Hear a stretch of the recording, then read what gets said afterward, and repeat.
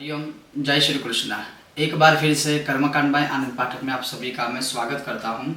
और बहुत बार ऐसा होता है कि आप बहुत सारी साधनाएं करते हैं, चाहे कोई मंत्र हो, चाहे कोई स्तोत्र हो, चाहे कोई अर्चन हो, अभिषेक आदि हो, यज्ञ आदि हो या अनुष्ठान आदि हो।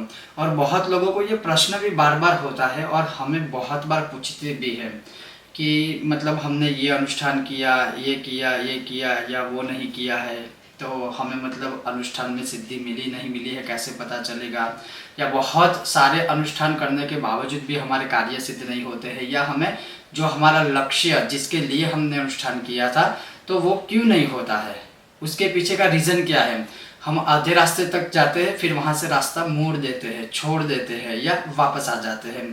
तो आज मैं बताऊंगा कि रावण संहिता से लेकर साधना पंथ के हमारे पुराण आदि से लेकर वेद आदि से लेकर ये विषय बहुत विस्तार से है, लेकिन मैं बहुत ही संक्षिप्त में आज आपको बता दूंगा कि क्यों ऐसा होता है और अगर आपको सफल होना है तो क्या करना चाहिए। तो आज मैं आपको बताऊंगा कि साधना या अनुष्ठान में सफल होने का संपूर्ण जो नियम है शास्त्रों में, कि वो करने से ही आपका अनुष्ठान पूर्ण होगा और जो अनुष्ठान किया है उसमें अवश्य ही आपको सिद्धि या सफलता या लक्ष्य प्राप्त होगा।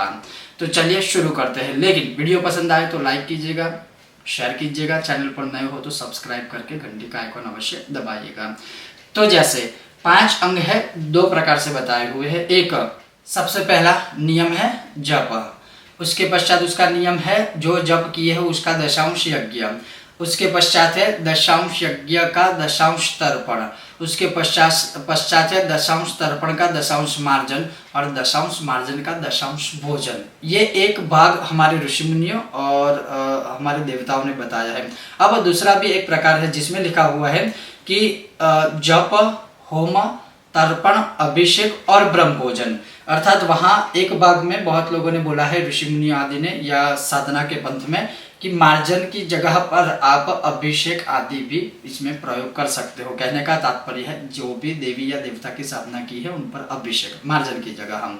लेकिन एक तरह से देखा जाए तो जप, यज्ञ, तर्पण, मार्जन और ब्रह्म भोजन।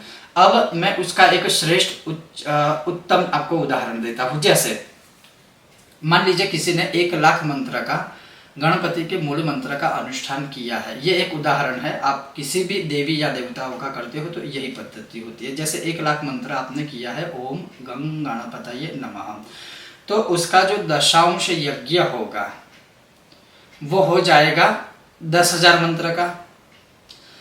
10,000 मंत्र का आपने यज्ञ किया है तो उसका जो दशांश तर्पण होगा वो होगा 1,000 मंत्र का।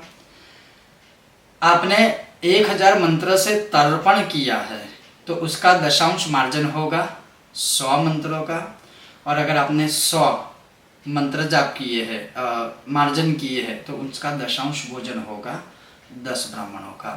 अब आप सोचिए 1 लाख मंत्र, दशांश यज्ञ उसका 10,000 का, उसके पश्चात तर्पण 1,000 मंत्र का, मार्जन 100 मंत्रों का और ब्रह्म भोजन 10 ब्राह्मणों का। अब कोई अधिकतर से रूप से किसी भी अनुष्ठान के विषय में आप सोचिए कि आप अगर कोई भी अनुष्ठान आदि करते हो तो क्या इन 5 अंगों को लेकर पूर्ण रूप से करते हो, कि जैसे आपने मंत्र जाप कर लिए, फिर यज्ञ कर लिया, फिर तर्पण कर लिया, फिर मार्जन कर लिया, फिर ब्रह्म भोजन कर लिया। मैं ब्रह्म भोजन के विषय में आपको कह सकता हूँ कि देश काल अनुसार शायद इस युग में ब्रह्म भोजन का शायद संभव नहीं है। उसका कारण है कि कोई हो सकता है कि चलो अधिक मंत्र करे तो इतने सारे ब्राह्मणों को एक साथ भोजन करवाना शायद संभव ना हो, चाहे वो आर्थिक परिस्थिति की वजह से हो, चाहे वो देश काल अनुसार ब्राह्मण मिले ना मिले उस वजह से भी हो। कोई बात नहीं, कम से कम 1 से लेकर 10 की संख्या में ब्रह्म भोजन करवा दीजिए जब आपका अनुष्ठान पूर्ण होता है तब। अब ये एक जो है वो ऑप्शन क्लियर हो चुका है। लेकिन उसके अलावा जो है मार्जन है, तर्पण है, यज्ञ है, क्या वो करते हो आप स्वयं सोचिए। और यही पद्धति है, जप, यज्ञ, तर्पण, मार्जन, ब्रह्म भोजन, इन 5 अंगों को आप पूर्ण रूप से जब पूरा करते हो तब इसमें तो कोई संदेह नहीं है कि आपका कार्य सफल भी ना हो आपको मतलब उसमें सिद्धि भी ना मिले और आप जिस उद्देश्य से वह अनुष्ठान करते हो वह आपका उद्देश्य पूर्ण ना हो, ऐसी संभावना है नहीं। और बड़े बड़े साधु संत ऋषि मुनियों से लेके या जो भी सिद्धिदायी है या एक निजी अनुभव भी मैं अपना कह सकता हूँ कि इसी प्रकार से आपको सर्वस्व प्राप्त होता है। लेकिन बहुत बार क्या होता है कि जैसे अपने ऑप्शनल, क्योंकि हमने अपने धर्म को, अपने पंथ को इतना ऑप्शनल कन्वीनियंट बना दिया है कि मतलब ये नहीं तो वो नहीं तो ये, चलेगा चलेगा चलेगा। और वही लोग मतलब अपने निजी जीवन में कुछ चलाते नहीं है, लेकिन जब भगवान की अध्यात्म की बात आती है तो चलेगा। तो ये जो सारी चीज़ें है वो बहुत ही गलत है, ऐसी नहीं होनी चाहिए।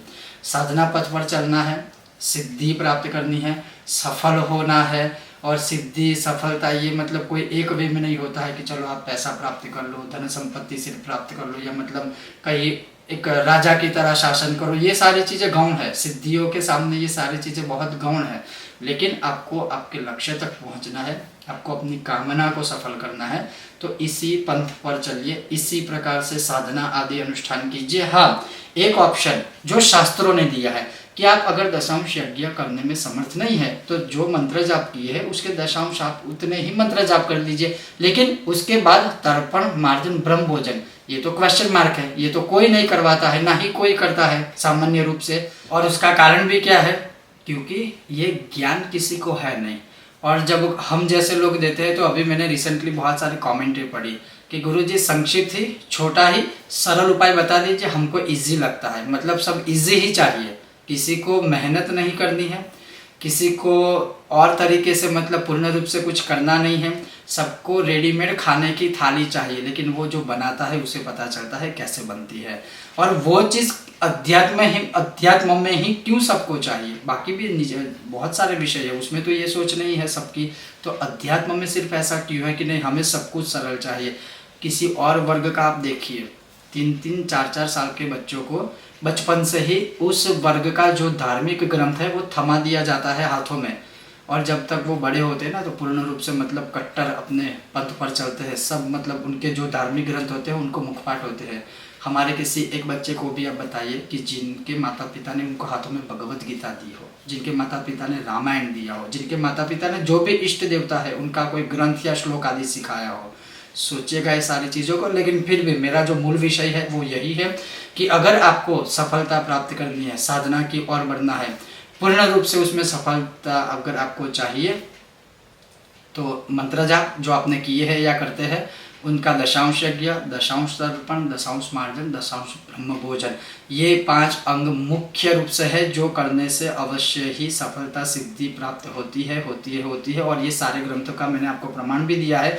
और इसमें ये भी लिखा है, भगवान शिव कुलार्णव तंत्र में माँ पार्वती को कहते हैं कि अगर किसी ने एक बार अनुष्ठान किया और अनुष्ठान करने के कुछ दिनों में अगर उसे अनुभूति नहीं होती है कि उसका कार्य नहीं हुआ है, कुछ उसे अच्छा महसूस नहीं होता है, वही अनुष्ठान उसे दोबारा करना चाहिए, वही अनुष्ठान उसे तीसरी बार भी करना चाहिए, 3 बार तो अवश्य अनुष्ठान करने का प्रयत्न करना ही चाहिए। और तभी जाके मतलब उसको अवश्य ही वो अनुष्ठान में सिद्धि प्राप्त होती ही है। और ये भगवान शिव ने कुलार्णव तंत्र में माँ पार्वती को बताया था। तो क्यों ना एक उस रास्ते पर हम चले कि जहाँ एक पथ हो। जैसे बहुत लोग ये भी मुझे पूछते हैं कि मतलब इतने सारे स्तोत्र है, इतने सारे मंत्र हैं, हम कंफ्यूज हो जाते हैं कि कौन सा मंत्र करें कौन सा ना करें। ठीक है, चलो मैं आपको एक उदाहरण देता हूँ। जैसे दवाइयाँ बहुत सारी है तो वो रोग के अनुसार खाई जाती है ना। मतलब आप मान लीजिए किसी डॉक्टर के पास गए हो तो डॉक्टर को भी खुद पता है, डॉक्टर साहब को भी, कि मतलब मेरे पास हजारों प्रकार की दवाइयाँ है, लिक्विड फॉर्म में है, गोलियों के रूप में है, तो क्या वो सब आपको खिलाते हैं? नहीं, आप तो कोई एक ही खाओगे ना। मान लीजिए आपको सिर दर्द हो रहा है तो आप उसी की गोली खाओगे ना, उसी की दवाई लोगे ना।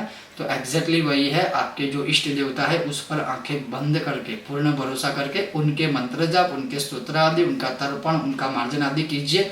अवश्य ही आप अपने साधना पथ पर सफल होगे और पूर्ण रूप से सिद्धि तो प्राप्त होगी, लेकिन आपके इष्ट देवता की आपको अवश्य ही पूर्ण कृपा प्राप्त होगी। तो कहने का तात्पर्य, हाँ, त्योहार के अनुसार अधिक देवता और अधिक मंत्र स्तोत्रों की उपासना करने का शास्त्रों में विधान है। जैसे दीपावली है तो हाँ, क्यों नहीं, लक्ष्मी पूजन, चौपड़ा पूजन, सरस्वती पूजन आदि क्यों नहीं, करना ही चाहिए। सावन का महीना है, किसी के इष्ट देवता कोई और है, लेकिन सावन का महीना है तो शिव का भी उपासना करनी चाहिए, लेकिन मूल रूप से अपने इष्ट देवता की उपासना को नहीं छोड़नी चाहिए, वही आपको लक्ष्य तक पहुंचाते हैं। लेकिन यही चीज याद रखिए, कोई भी मंत्र जाप आदि करते हो, दशांश आपको करना ही है, वो चाहे दशांश यज्ञ हो, चाहे दशांश तर्पण हो, चाहे दशांश मार्जन हो, चाहे दशांश भोजन हो। और हाँ, इस विषय को भी मैं प्रैक्टिकली आपके लिए लाऊंगा।